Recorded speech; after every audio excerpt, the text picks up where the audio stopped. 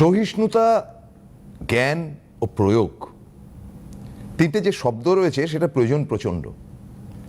দেখুন, আপনি যদি বিশিষ্ট ব্যক্তিত্ব হন বা মানুষকে নিয়ে পেশাদারিত্বের জায়গায় থাকেন, তাহলে সহিষ্ণুতা প্রয়োজন।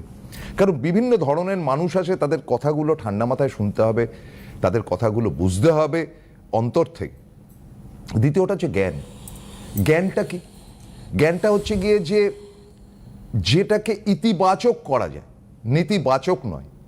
ধরুন জ্যোতিষশাস্ত্রে তো নেতিবাচক দিক থাকবেই অসংখ্য, প্রত্যেক দিন প্রতি মুহূর্তে প্রত্যেকের।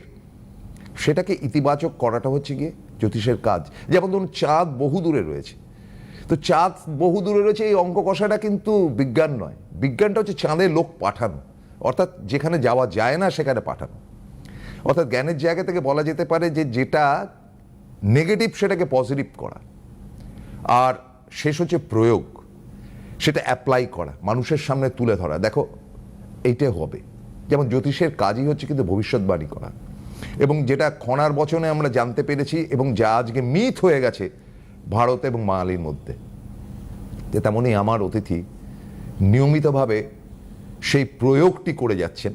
এবং প্রয়োগের ফলে আমরা দেখতে পাচ্ছি বিমান দুর্ঘটনার পুনরাবৃত্তি। আগের দিনই আমরা দেখিয়েছিলাম দুবার যে ফের বিমান দুর্ঘটনা হবে, সেটা তিনি বলেছিলেন, হলো। তিনি ওয়ার্ল্ড কাপ ক্রিকেট নিয়ে তিনি ভবিষ্যৎবাণী করেছিলেন, সেটা হলো। তিনি বলেছিলেন যে এরপরে প্রচুর জল এবং আগুনের কাণ্ড কারখানা হতে পারে। এগুলো বলছেন কেন? এবং সেগুলো হয়েছে। তার কারণ আপনাকে সতর্ক করাটা কিন্তু প্রয়োগের এবং জ্ঞানের এবং সহিষ্ণুতার একটি অংশ। এই তিনের ত্রহস্পর্শে আমাদের গর্বিত করার মতো যে মানুষটি আছেন, তিনি আমার বন্ধু দেবাচার্যজি। Welcome sir. একদম, সবাইকে নমস্কার, শুভ সকাল। এই যে তিনটের ব্যাপার আপনার মধ্যে রয়েছে, প্রথমটা হচ্ছে গিয়ে সহিষ্ণুতা। আপনি অসম্ভব ঠান্ডা মানুষ, যেই ফোন করুক না কেন টুক করে তাকে দেখে আপনি বলবেন ও কোনো সমস্যা নেই। সমস্যা তো ডেফিনেটলি আছে। ভালো ডাক্তার কি বলবে যে হ্যাঁ তোমার খুব ভয়ের ব্যাপার, এটা না করলে তোমার রোগ বেড়ে যাবে, তুমি বাঁচবে না। তো সে তো ভালো ডাক্তার না। ভালো ডাক্তারকে ও কিছু হয়নি, তুমি খালি ওষুধগুলো খাও আর এটা করো। আপনি ঠিক ওই দ্বিতীয় জায়গাটাতে পড়েন, যার জন্য একটা আদর্শগতভাবে সহিষ্ণুতা আপনার আছে। জ্ঞান না, মেন ব্যাপার হচ্ছে প্রবলেম নিয়ে আলোচনা করছে কে, এবারে সেটা সেই জায়গাটা। এবার ভগবান প্রবলেম কার মধ্যে দেয়নি। আমি যদি কারোর একটা ছোট্ট প্রবলেম অনেক বড় করে দেখাই, যেখানে আমার কী বলবো অর্থের সংযোগ থাকবে এবং আমি যতটা ভয় দেখাতে পারবো ততটাই পয়সা আসবে, এরকম যদি মানসিকতা থাকে, তাহলে সেটা হচ্ছে বিজনেস। সেক্ষেত্রে কোনো ভুল নেই এবং সেটা যারা করেন তাদের জন্য পারফেক্ট। ভুল বলবো না আমি কখনোই। প্রত্যেকের একটা নীতি থাকে, রীতি থাকে। আবার কেউ থাকেন যে বড় বড় প্রবলেমগুলোকে খুব ছোট করে বলেন, যেটা আপনি বলছিলেন এইমাত্র। মেন ব্যাপার হচ্ছে হ্যাঁ, এবার ব্যাপারটা হচ্ছে যে আমি যদি কারোর বড় প্রবলেমটাকে খুব বেশি বড় করে বলি বা ছোট একটা প্রবলেমকে খুব বড় করে বলি না, এটা আমার কর্ম। এবং আমার যে পারধ্য, তিনি তো আমার সাথে বসে রয়েছেন, সে তো এখন কিছু বলবেন না। সে যখন পারধ্যের টাইম আসবে তখন তো সে বিচার করে দেবেন যে তুমি এই লোকটাকে এইভাবে মিসগাইড করেছিলে, তো এখন তার শাস্তিটা তোমাকেও পেতে হবে। তো আমি ওই শাস্তিটাকে ভয় পাই, আমি ওই জিনিসটাকে ভয় পাই। আমি এমন কোনো কাজ করব না যেখান থেকে আমাকে পরবর্তীকালে আফসোস করতে হয়। এই আফসোস ওয়ার্ডটা আমার লাইফে নেই এবং আমি চাই না কোনো কারণে ঘুরে আসুক। কেউ যদি দেখি যে কোনো সময় জাজ করছে, আমি তার কথা মন দিয়ে শোনার চেষ্টা করি, কোনো ভুল নেই। সে জানে, সে আমাকে এসে বলছে বা জ্ঞান দিচ্ছে না, আমি তো নিজেই অজ্ঞান। মানে আলটিমেটলি আমার কাছে এত জানাই নেই। মানুষ বলেন, সেখান থেকে হয়তো অনেকটা জানি। তো প্রত্যেকটা মানুষের কাছ থেকে জানার আছে, শেখার আছে এবং বাচ্চাদের কাছ থেকেও শেখার আছে। তো সেই জায়গাগুলো আমার মনে হয় প্রচণ্ড দরকার আছে। যেমন কোনো একটা বাচ্চাকে দেখবেন আদর করার সময় বাবা যখন ওপর দিয়ে এরকম ঠেলে দেয়, বাচ্চাটা তখনও হাসে, কারণ ওর মধ্যে দৃঢ় বিশ্বাস আছে বাবা আমাকে ফেলবে না, পৃথিবী উল্টে যাক, আমার বাবা আমাকে ফেলবে না, মাটিতে পড়তে দেবে না। তো আমার বিশ্বাস আছে যে প্রভু যদি আমাকে কখনো এরকম ছুঁড়ে ফেলেন, আমাকে অ্যাটলিস্ট মাটিতে পড়তে দেবেন না, তার আগে তিনি ধরে নেবেন। তার আগে উনি ধরে দেবেন। কারণ আমি এমন কোনো কাজ করব না, বা আমার বিশ্বাস তার প্রতি একদম অনড়। পৃথিবী উল্টে গেলেও সেই বিশ্বাস কোনো কারণে নড়বে না। তো সেই জায়গাগুলো যখন তৈরি হয়ে যায় না, তখন আপনি হাজার চেষ্টা করে ওই কিছু টাকার জন্য কখনো বাজে কাজ করার চেষ্টা করবেন না বা কাউকে মিসগাইড করার চেষ্টা করবেন না। এবার আপনি একটা স্টোন দিলেন, তার হয়তো দুদিন লেট হলো, তার হয়তো খারাপ লাগলো, এতে আপনার দোষ থাকবে না। হয়তো কোনো কারণে বা আপনি একটা রেমিডি দিলেন, কোনো কারণে তার একটা টাইম পিরিয়ড বেশি লাগলো, তারও তো নিজস্ব জন্মছক রয়েছে, তারও একটা খারাপ টাইমের ফেজ আছে, তাকেও বুঝতে হবে যে উনি যেটা বলেছেন তারপরেও যদি আমার কোনো কারণে 15 দিন বেশি লাগে, এটা হতে পারে, এটা না হওয়ার কোনো জায়গা না।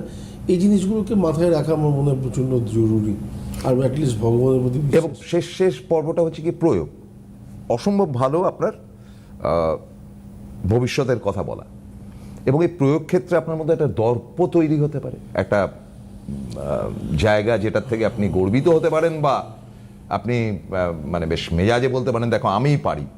কিন্তু আমি দেখেছি যে আপনি ঈশ্বরের উপর ছেড়ে দেন ব্যাপারটা, যে হ্যাঁ আমি কি পেরেছি না পেরেছি এটা বড় কথা না, তিনি যা বলেছেন সেটা আমি অ্যাপ্লাই করেছি। একদম, আমি থোড়াই বলছি, আমাকে যদি বলাচ্ছে তাই বলছি তো আমার মানে তার বলা কখনো ভুল হতে পারে না, এটা আমার মনে হয়। না, আপনি অঙ্ক কষে বলছেন ঠিকই, কিন্তু আপনার মধ্যে এই ভয়ঙ্কর ব্যাপারগুলো এলো কি করে? এই অঙ্কটা কষাচ্ছে কি আমাকে? সেই তো কষাচ্ছে।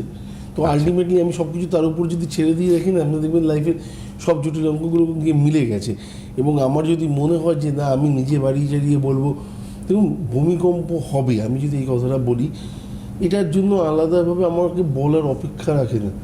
গুগলে এখন প্রতিটা জায়গায় প্রতিটা স্টেজে দিয়ে রেখে দিয়েছে কালকে কত ডিগ্রি সেন্টিগ্রেড হতে পারে, কালকে বৃষ্টি হতে পারে কি না পারে না। তো এই বিষয়গুলো নিয়ে আপনি আমাকে কিন্তু বিমান দুর্ঘটনা বা এটা তো গুগলে লেখা নেই, এটা আমি এই বিষয়গুলো নিয়ে আলোচনা করি না, সেটাও তো লেখা নেই। হ্যাঁ ওইটাই বলছি, আমি এমন বিষয় নিয়ে আলোচনা করার চেষ্টা করি যেগুলো অ্যাটলিস্ট মানুষ জানে যে এইগুলো থেকে বাইরে, তো সেই জায়গাগুলোকে নিয়ে আলোচনা করার চেষ্টা করি। নাম্বার ওয়ান, ভালোই বলেছেন যে গুগলে তো কখনো লেখা নেই যে বিমান দুর্ঘটনা থাকবে বা ওয়ার্ল্ড কাপ পাবে না, না একদমই নেই, গুগলে লেখাও থাকবে না। এবার সেই জায়গাগুলো সেই টাইমগুলো অনুযায়ী যখন আপনি কি বলবো বিচার করবেন, বিচার করলে পরে পেয়ে যাবেন যে এই সময়টা এই লোকটার নয়, তো এই লোকটা কোনো কারণে এই জায়গাটাতে জাস্ট একটা কী বলবো স্তম্ভ হিসেবে দাঁড়িয়ে আছে, বা কিছুটা এই মুহূর্তে বদনামের ভাগিদারি হওয়ার জন্য দাঁড়িয়ে রয়েছেন। ওয়ার্ল্ড কাপ যখন পায়নি তখন রোহিত শর্মাকে তো ছেড়ে খুব কম লোকই কথা বলেছেন না, তো ওই ক্যাপ্টেনশিপ ছিল, তো তার জন্য কিছু কিছু খারাপ শুনতে গেলেন, বা কোথাও না কোথাও আমাদের যে অজিত পাওয়ার চলে গেলেন, উনি আহা করার জন্য, বা ওনার মতো মানুষ হয় না, উনি বড় যোদ্ধা ছিলেন, এই ওয়ার্ডগুলো বলার সময় হয়ে এসেছিল, তার জন্য ওনাকে চলে যেতে হলো, বলার সময় এসছে। এবং সবশেষে যেটা বলি যে এইগুলো বলে আপনি একটা প্রবলেমটাকে ধরতে পারলেন, একটা মানুষের প্রবলেম ধরতে পারলেন, যে হ্যাঁ ঠিক আছে ভাই তোমার এখানে কিন্তু গন্ডগোল আছে, তাকে সান্ত্বনা দিলেন। ওই সহিষ্ণুতা, জ্ঞান, আগের যে দুটো বলেছি, যে আপনি ধরতে পেরেছি তোমার ব্যাপারটা, ধরতে পেরেছি তোমার মঙ্গলের একটা প্রবলেম রয়েছে ভাই, তোমার এটা ভয় দেখালেন না, কিন্তু জানতে পারলেন। জানতে পারার পর প্রয়োগ যেটা বললেন, তিন নম্বর, সে প্রয়োগের ক্ষেত্রে আপনি তাকে প্রতিকার দিলেন, কিন্তু সেই প্রয়োগের ক্ষেত্রে শক্তি বৃদ্ধি নিজেরও করলেন এ কারণে যাতে করে আরো ভালো আপনি তাকে স্পেকুলেট করতে পারেন। ডাক্তাররা দেখবেন আর অধ্যাপকরা দেখবেন রাত্রিবেলা খুব পড়াশোনা করে, একদম না করলেও তো হয়, আমি ডাক্তার আমি তো জানি, আমি তো বিরাট ব্যাপার, কিন্তু তারা রাত্রিবেলা পড়াশোনা করেন, তার মেডিসিন একটা নতুন বেরিয়েছে দেখা যাক। তো আপনার মধ্যে সেই প্রয়োগ ক্ষমতাটা আছে, এই প্রয়োগ ক্ষমতাটা থাকে বলেই আপনি এই যে সামনে যে ত্রাহস্পর্শ আসছে, একই সাথে অমাবস্যা, আপনার শিব চতুর্দশী এবং সূর্যগ্রহণ, সেইটাকে টার্গেট করেছেন যে ওইটা একটা ভালো নতুন মেডিসিনটা বহু যুগ বাদে আবার আমি পেলাম, একদম ওই মেডিসিনটাকে আমার অ্যাপ্লাই করতে হবে জনতার মধ্যে। না অনেকে ভাবেন যে হয়তো দেবাচার্য এসে বলছে অর্থের ব্যাপারে সেই আছে সেই আছে, আমি অনেক অমাবস্যা সম্বন্ধে বলি, এবং কখনোই একটাই কথা মানে মাথায় রাখবেন, আমি কখনো আমার কাছে আসতে বলি না, কাউকে বলি না। আমার মনে হয় যে আমি ছাড়া অনেক ভালো ভালো ব্যক্তিত্ব আছেন যাদের কাছে আপনারা যেতে পারেন, মনের কথা হয়তো বলতে পারেন, সেখানে গিয়েও নিজের কাজ করাতে পারেন, কোনো ভুল নেই।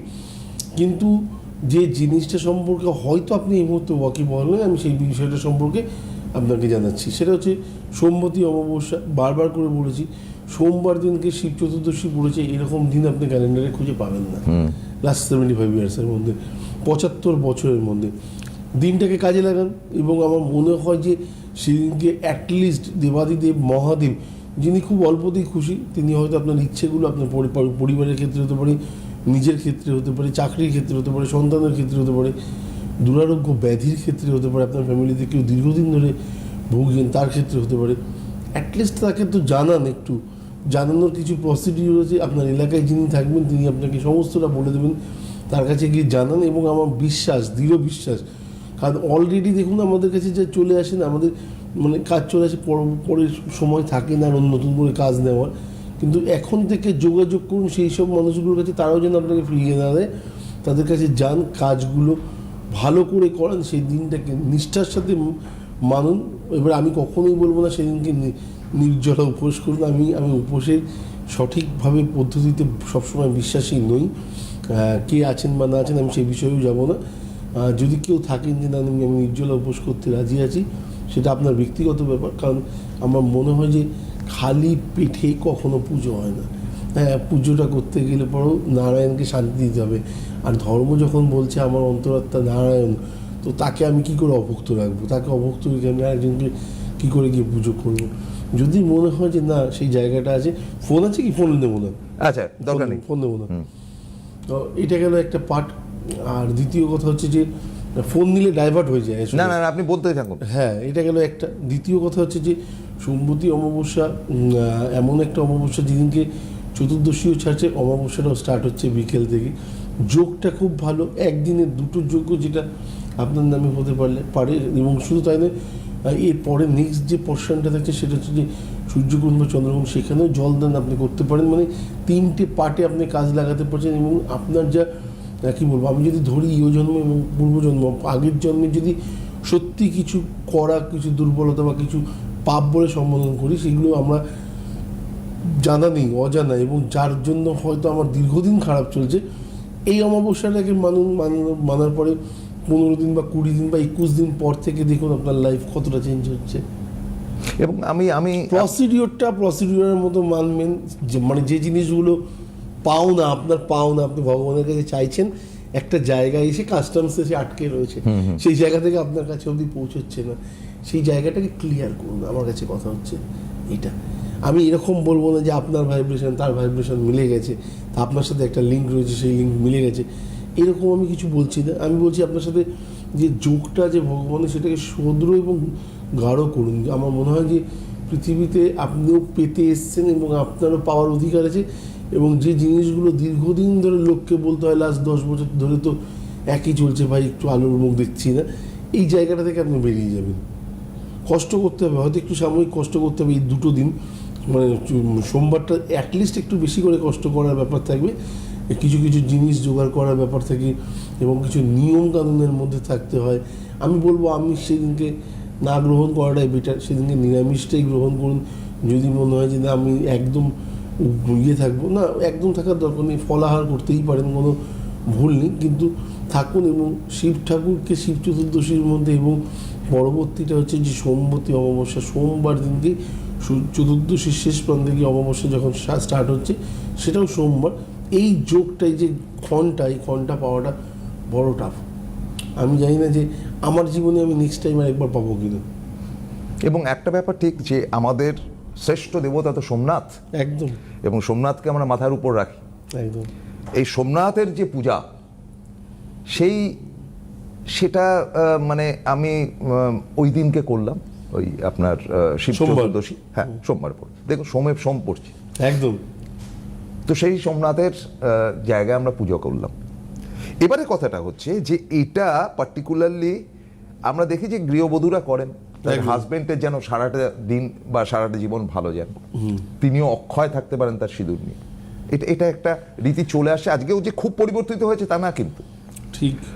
দ্বিতীয় ব্যাপারটা যেটা খুব ভয়ঙ্কর, যেটা মনে হয় যে আজকের দিনে দেখুন, আমরা যখন এই জ্যোতিষ অনুষ্ঠান প্রথম শুরু করি, some time of 2000 and like that, সেই সময় আমরা দেখতাম আমার মেয়ের বিয়ে হচ্ছে না ইত্যাদি ইত্যাদি। সেটা যত দিন গেছে, আজকে 2026-এ এসে সেই ধরনের ফোনটা অনেকটা কমে গেছে, কারণ এখন মেয়েরা নিজেরাই বিয়ে করতে পারছে, বা ঠিক আছে তাদের একটা বিয়ে হয়ে যাচ্ছে।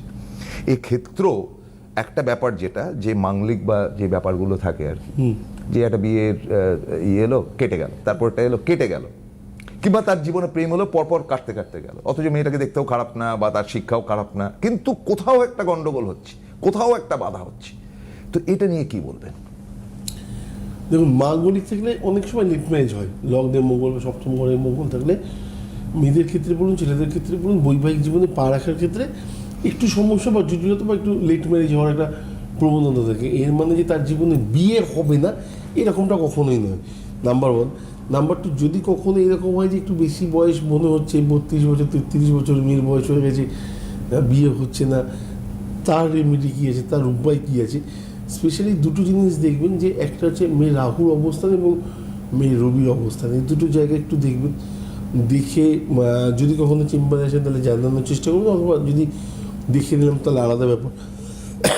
আর অথবা আপনার এলাকায় কোনো যদি ব্যক্তি থাকেন তার কাছে গিয়ে বলুন যে এই দুটো গ্রহের মধ্যে একটুখানি সমস্যা আছে, কার রেমেডি করলে পরে অ্যাটলিস্ট ইনস্ট্যান্ট মেয়ের বিয়ে হতে পারে, তাকে রেমেডি দিন। এইদিকে প্রবলেম আছে কিন্তু মঙ্গলে, কিন্তু আপনি করছেন রাহু অথবা রবি, দুজনের মধ্যে একজনকে দেখে নিতে হবে যে কার প্রবলেমটা বেশি আছে, এবং তার রেমেডি যদি সঠিকভাবে হয় আপনি দেখবেন 8 মাস থেকে 1 বছর 12 মাস তার মধ্যে আপনার মেয়ের বিয়ে হয়ে গেছে। চমৎকার। দ্বিতীয় ব্যাপার, কোনো মেয়ের বিয়ে হলো, একদম কোনো কারণে তার স্বামী চলে গেল একদম, বা ডিভোর্স হয়ে গেল, আমাদের এখানে ফোন এসে আপনার কাছে এসে দ্বিতীয় বিবাহ হলো, সেটাও কোনো রকমভাবে ডিস্টার্ব হলো, হরবগত আমরা পড়ছি তো একদম। পত্রপত্রিকা। এই যে ব্যাপারটা হচ্ছে, সকলেই বলে মেয়েটা অতি বাজে। কেন ভাই? তার জীবনে ঘটনাগুলো ঘটছে, সে হয়তো কোনো ভালো জ্যোতিষের সাক্ষাৎ পায়নি, তার জীবনটা ছারকার হয়ে যাচ্ছে এই কারণে। কি না, বলবেন? মেয়েটা অতি বাজে কখনোই হতে পারে না, নাম্বার ওয়ান। নাম্বার টু হচ্ছে বাজে কিছুই না, বাজে হচ্ছে সময়টা পরিপ্রেক্ষিতে ছিল না মেয়েটা, তার জন্য এরকম প্রবলেম পেতে হয়েছে। দ্বিতীয়টা হচ্ছে সময়টা বাজে ছিল, যার জন্য তার বাবা মা টাইম করে অ্যাটলিস্ট জটক বিচার করতে পারেনি, অথবা সময়টা এতটাই বাজে ছিল যে মেয়েটার এত তাড়াহুড়ো ছিল যে এই ছেলেটিকে বিয়ে করব এবং আগে আগে বিয়ে করে নিয়েছে। এই তিনটি রিজন হতে পারে। আলটিমেটলি সময়টাই বাজে ছিল, যে কারণে এই প্রবলেমটা 2বার হোক বা 3বার হোক বা 1বার হোক লাইফে তাকে ফেস করতে হলো। যদি আমার মনে হয় যে না আমি এই প্রবলেমের মধ্যেই যাব না, দীর্ঘদিনের রিলেশন রয়েছে কিন্তু বিয়ে অবধি পৌঁছানোর পর আমি জানি আমরা একসাথে থাকতে পারবো না, অথবা জোটক সেই কথা বলছে, তাহলে আমার মনে হয় বুদ্ধিমানের কাছে ইশারাই কাফি। দ্বিতীয় পোর্শনে চলে আসি, সেটা হচ্ছে যে চাকরি বাকরির ক্ষেত্রে তারও ফোন আসে, অ্যাম্বিশন বেটার, আরেকটু দেখুন না আমার ছেলে না MBA পাশ করেছে, তো কোথায় কাজ করছে না, সে এখন গুজরাটে আছে, গুজরাটে একটা ভালো কনসার্ন, এর থেকে কি বেটার? এই যে অ্যাম্বিশনের জায়গাটা, আজকের দিনের পৃথিবীটা হচ্ছে খুব টাইট, খুব শিডিউলড, এবং আমাদের প্রধানমন্ত্রী নিজেও বলেছেন যে তুমি যে ব্যাপারে এক্সপার্ট সেই ব্যাপারটার উপর ধ্যান দাও, তাতে চাকরি হবে। আমি ফুটপাট এমন একটা সাবজেক্ট নিয়ে পড়লাম, সে সাবজেক্টে কোনো চাকরি বাকরির বাজারই নেই, তো হবে না। এর প্র্যাকটিক্যাল, মানে আমি প্র্যাকটিক্যাল ওয়ার্ল্ডের কথা বলছি।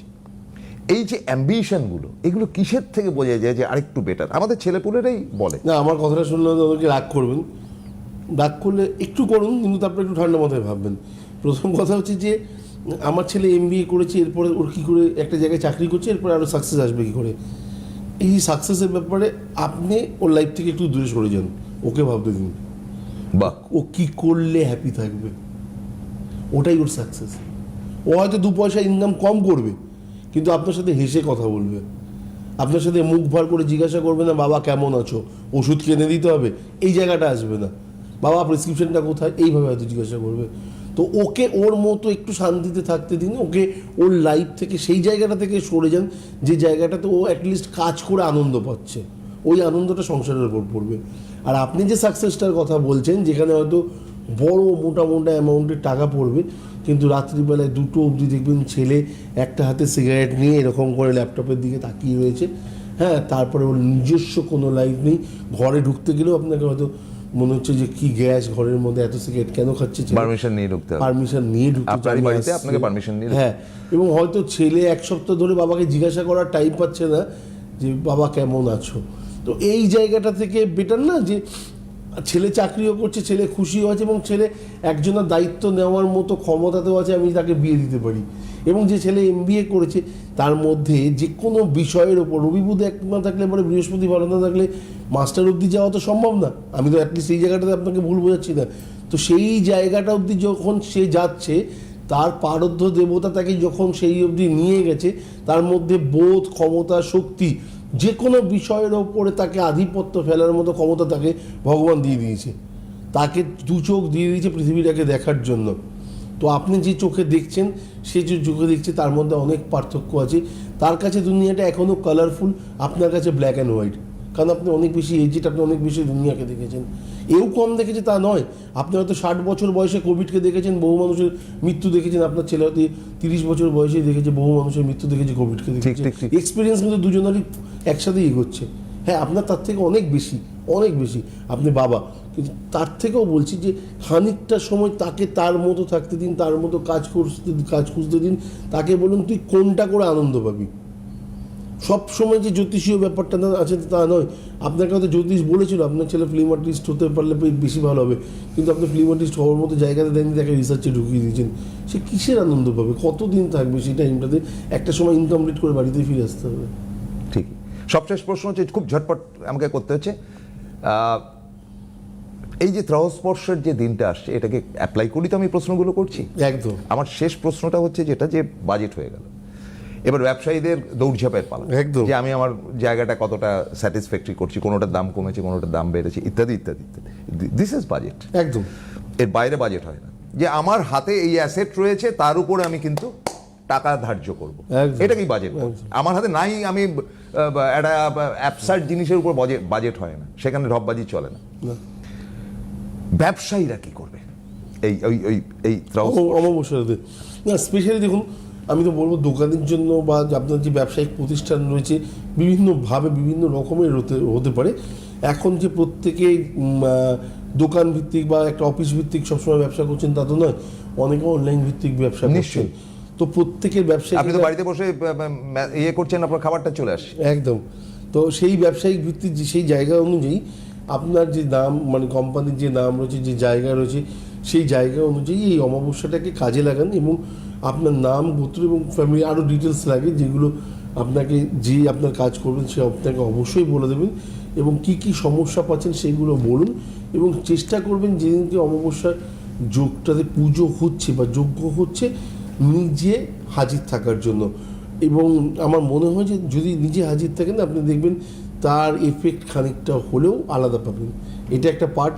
দ্বিতীয় কথা হচ্ছে, যদি কোনো কারণে শারীরিক দুর্বলতা থাকে, তাহলে চেষ্টা করবেন বাড়িতে বসে অ্যাটলিস্ট পারদ দেবতাকে আরাধনা করতে এবং তাকে পুজো করার মন থেকে। আমি বলবো না যে আপনি ফল মূল বা ফুল নিয়ে এসে পুজো করুন, মন থেকে পুজো করুন এবং একটা জায়গায় নিজেকে খানিকক্ষণ আটকে রেখে তার নাম স্মরণ করুন। এটা গেল একটা। দ্বিতীয় জায়গা হচ্ছে, আমার অমাবস্যাতে একই জায়গায় পুজো হচ্ছে। যারা যারা মনে করছেন যে দেবাচার্যের পুজো দেখতে চাই, অনলাইনে তো দেখতেই পাবেন, এবং অনলাইনে এবারে আরও ভালো করে দেখানোর ব্যবস্থা করা হচ্ছে। আগের বার যা দেখানো হচ্ছে, এবারে তার থেকেও আরও ভালো করে দেখানো হবে। এবং আমি আপনাদের কথা দিয়েছিলাম, প্রথমবার হয়তো কোনো কারণে একটু ডিস্টার্ব হতে পারে, পরের বার ওখানে সিগন্যালের প্রবলেম আছে, প্রথমবারের টেকনিক্যাল কিছু ইস্যু থাকে, কিন্তু পরের বারে এগুলো যত দিন যাবে, আপনারা সিটিভিএনে যেরকম প্রোগ্রাম দেখেন ঠিক সেই রকমই দেখবেন। এবং আমার বিশ্বাস এবার একটা আরও ভালো দেখবেন। আর যারা যারা মনে করছেন যে সশরীরে সেখানে হাজির থাকবো, একদম ওয়েলকাম, কোনো অসুবিধা নেই। আহুতিও দিতে পারবেন। এবং আমি বারবার করে বলেছি, আমার স্থানে ওখানে পৌঁছানোর পর যদি আহুতি দেওয়ার ইচ্ছা হয়, আমার লোককে বলুন, 1 টাকাও সে দেবে না। হ্যাঁ, অবশ্যই পুরোহিত মশাইকে যদি আপনার মনে হয় দক্ষিণা স্বরূপ কিছু দিতে পারে ইচ্ছা হয়, 1 টাকা দিন, 100 টাকা দিন, টোটালটাই আপনার উপর ডিপেন্ড করবে। আমার কোনো লোক আপনাকে একবারের জন্য বলবে না আপনাকে এই টাকাটা এখানে দিতে হবে। আহুতি দেওয়াটা সম্পূর্ণ আমি প্রতিবার একদম ফ্রি বলতেই পারেন। তো সেটা রাখার চেষ্টা করি এবং প্রত্যেকটা মানুষের মনোবাসনা যেন পূর্ণ হয় সেই ব্যবস্থা করি। কাজেই যে ত্রহস্পর্শ, তার মধ্যে তো সোমনাথ আসেনি, ফলে ঘাবড়াবার তো কিছু নেই। আমাদের দেবাচার্য যেমন আছেন, তেমন ভরসার জায়গায় সোমনাথ আছেন।